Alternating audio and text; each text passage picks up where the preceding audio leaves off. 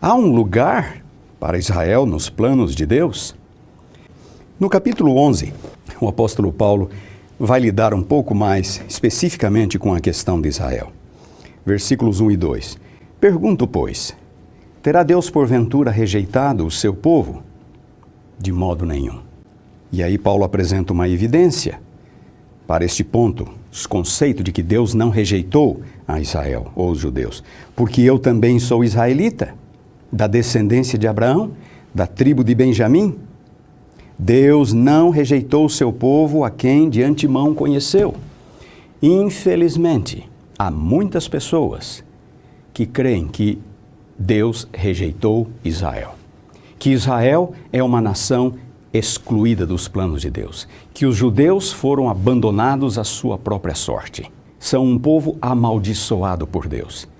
Infelizmente, esta crença predominou ao longo de toda a história da cristandade. Desde o segundo século, este sentimento antissemita fez parte, esteve bem presente na teologia cristã. Alguns anos depois da crucificação de Jesus, Jerusalém foi destruída pelos romanos, no ano 70 da nossa era. Jerusalém voltaria a ser destruída pelos romanos no ano 135 da nossa era. Uma destruição completa. E por conta disto, muitos cristãos então começaram a acreditar, e alguns, inclusive alguns teólogos, começaram a ensinar de que Israel havia sido abandonado por Deus.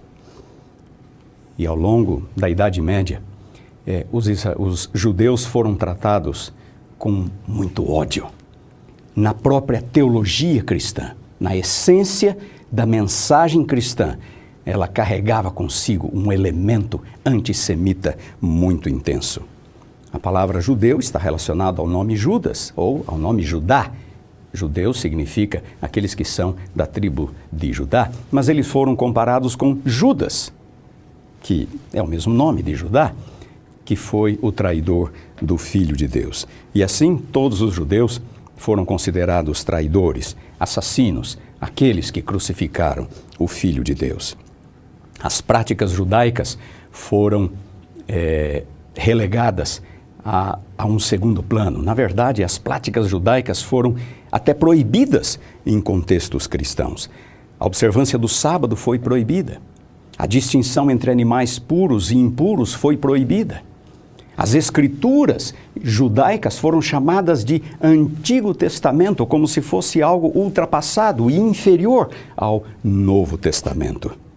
Tudo isto, infelizmente, culminou na morte de 6 milhões de judeus por ocasião da Segunda Guerra Mundial, o Holocausto Judeu.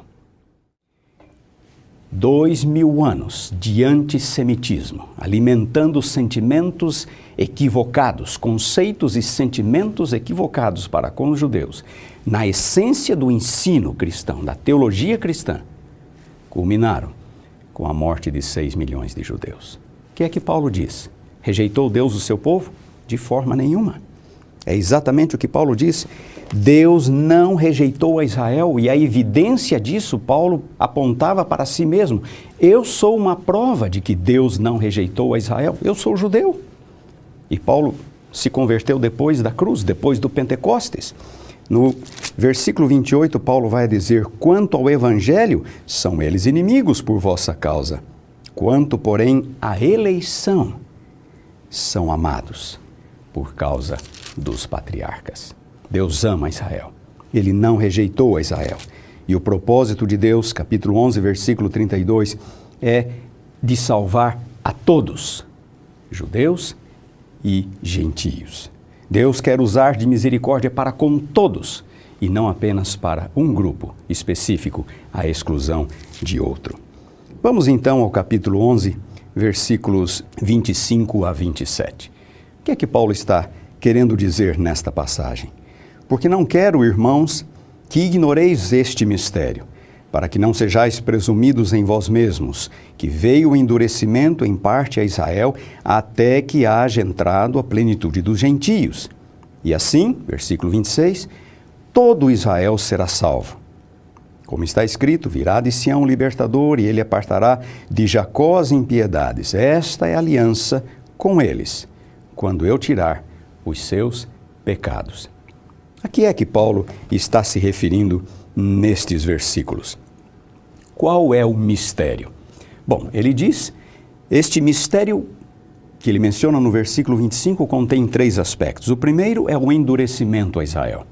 Claro que não era plano de Deus, foi uma decisão equivocada, foi uma escolha dos próprios judeus. Tropeçaram na pedra de tropeço, diz Paulo no capítulo 9. Israel não creu. Mas então vem a segunda parte do mistério. Até que veio o endurecimento a Israel, até que haja entrado a plenitude dos gentios. E a terceira parte do mistério, então todo Israel será salvo. Nós temos em primeiro lugar 2 expressões paralelas, que são a plenitude dos gentios e todo Israel. São 2 expressões equivalentes. E é claro que estas expressões não se referem a cada gentio ou a cada judeu individualmente. Plenitude dos gentios, todo Israel, se refere à maioria. Não devemos esperar que cada ser humano sobre a face da terra, gentil ou judeu, um dia será salvo pela graça de Cristo. A graça de Cristo se manifestou salvadora a todos. A vontade de Paulo, a vontade de Deus, Romanos 11, 32, é de que todos sejam salvos, mas nem todos, de fato, o serão. Nestas expressões, até que haja entrado a plenitude dos gentios, então todos os judeus serão salvos, todo Israel será salvo, nós podemos discernir algo como um propósito divino. Não é porque Israel rejeitou o evangelho que tudo estava perdido, que o plano de Deus, então, havia falhado. Não, Deus é capaz de reconstruir o seu plano a despeito dos equívocos, das falhas, dos fracassos humanos. Israel falhou, isto abriu as portas para a conversão dos gentios, mas Deus agora estava esperando inverter o processo e usar a conversão dos gentios para alcançar Israel. É exatamente o que nós lemos no capítulo 11, versículo 11. Deem uma olhada aqui. Pergunto, pois, porventura tropeçaram para que caíssem? De modo nenhum. Mas pela sua transgressão dos judeus veio a salvação aos gentios, para pô-los em ciúmes. Portanto, o fracasso de Israel foi a oportunidade dos gentios. E agora Deus deseja que aconteça exatamente o contrário. Ele deseja que a conversão dos gentios seja a oportunidade para Israel. Dirijo-me a vós outros, que sois gentios. Visto, pois, que eu sou apóstolo dos gentios, glorifico o meu ministério, para ver se de algum modo posso incitar à emulação os do meu povo e salvar alguns deles. Porque se o fato de terem sido eles rejeitados trouxe reconciliação ao mundo, o que será o seu restabelecimento, senão vida dentre os mortos? O fracasso de Israel foi a oportunidade dos gentios. E agora Deus gostaria que a oportunidade dos gentios se converta na oportunidade para Israel, numa bênção, e provoque a salvação de Israel. E Deus é capaz de assim fazer, de usar os gentios para alcançar o seu povo que havia rejeitado a Jesus. Este é o propósito final de Deus. Quando isto vai acontecer? É algo futuro?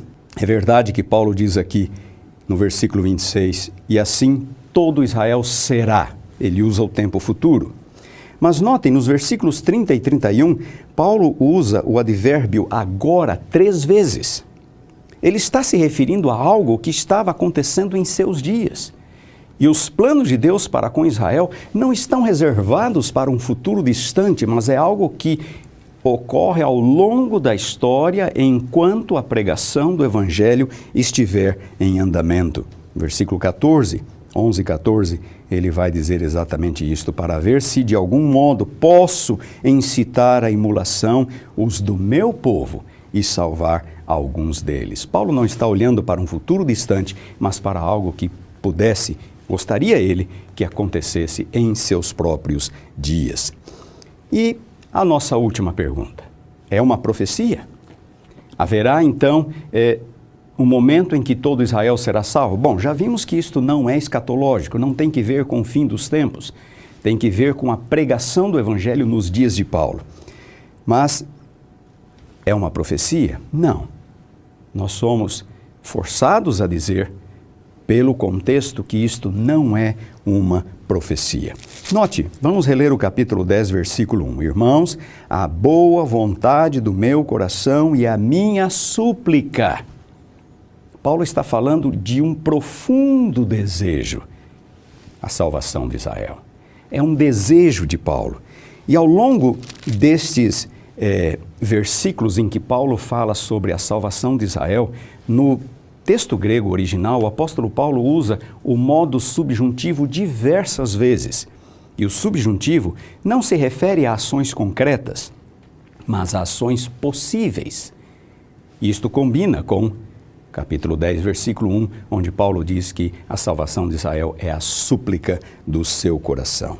E quando vamos para o versículo 23, capítulo 11, versículo 23, Paulo também diz: e eles também, se não permanecerem na incredulidade, serão enxertados por Deus, pois Deus é poderoso para enxertá-los de novo.